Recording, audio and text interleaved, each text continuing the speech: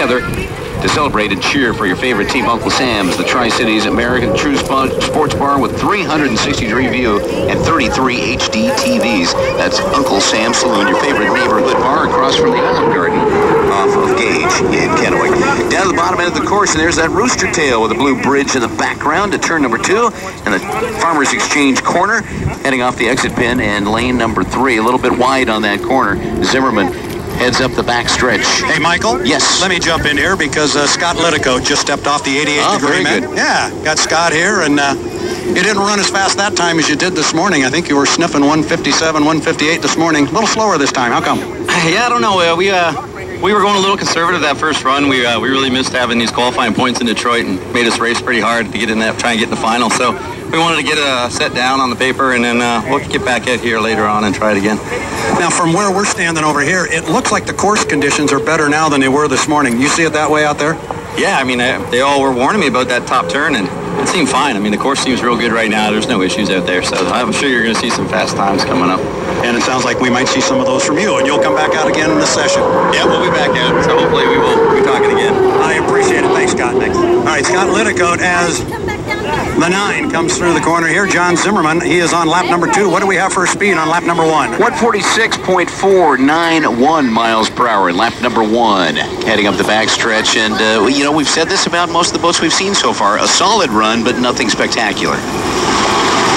We just got J.W. Myers here, has just gotten back to the dock in the...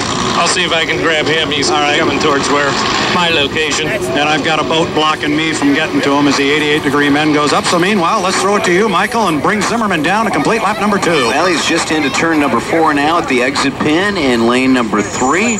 Heading down the front stretch, lap number 2, fast lap Friday qualifying for Jon Zimmerman, Jones Racing.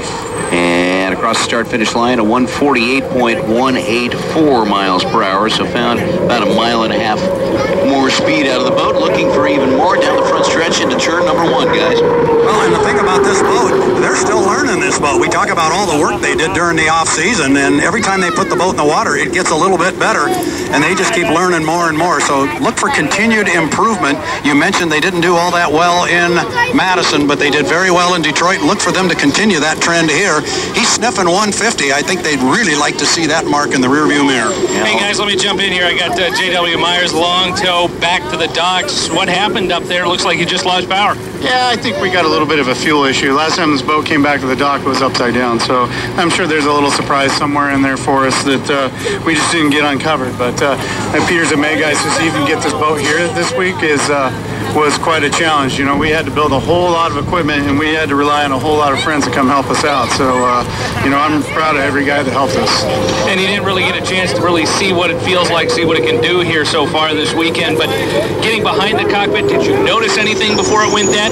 Yeah, it just kind of acted like it's starting to run out of fuel. I don't know for sure. So, you know, keep in mind the whole thing was completely... Dave Bilwalk in the 1, Spirit of Qatar 96.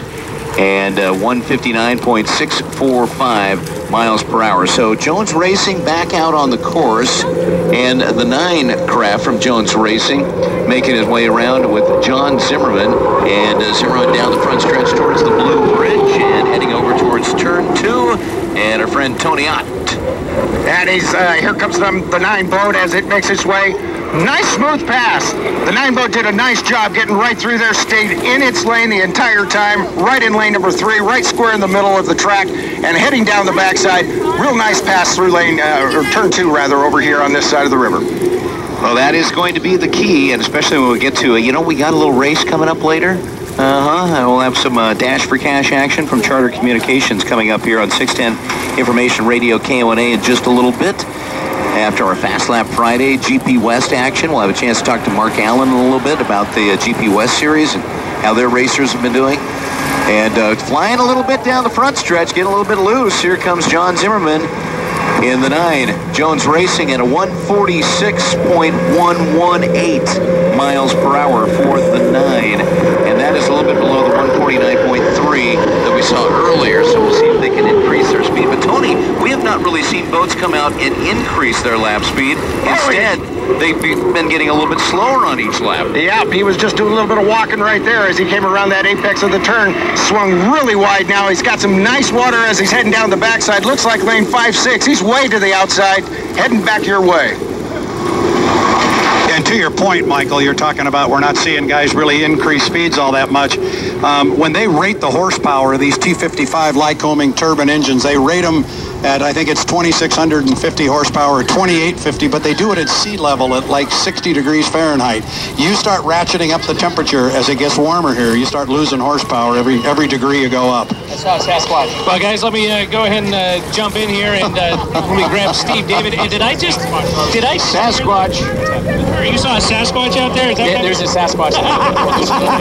we belong to the Save the Sasquatch Club, so I was just very concerned about going too fast for the Sasquatch. I mean, he's going to be drawn to you. Well, that's the problem. The Sasquatch can swim very fast, and we can't hurt him. In fact, we're raising funds right now for Save the Sasquatch. Yeah. And it's, by the way, it's the Eastern Washington Sasquatch, which is a different breed than the mountainous Sasquatches. Yeah, a little bit bigger. Here they run 11 to 13 feet. They're about 1,700 pounds. Wow. Yeah, and it's same shoe size? Same shoe size. We have a deep regard for the Sasquatch. Do they wear shoes? Back in. Mike, we wanted me to run a 165, but you got to respect wildlife. Yeah. Oh, and you had this is the third time you've been out there, third time you've come back and seen me here in the orange shirt, still trying to chase that 160. Well, it's there, but again, the Sasquatch. You can never, ever. You just can't hurt them, and so it's better that we take a second in qualifying and save the Sasquatch. Okay. All right, and you think you've got your combination that you want so far? Absolutely. All right. We have a pro Sasquatch whole setup. Yeah. All right, well, we'll see you tomorrow. Thanks. Well, Steve David, actually, we'll see him probably coming up with the dash for cash, and wow, a nice little jab at Dave Milwalk there for the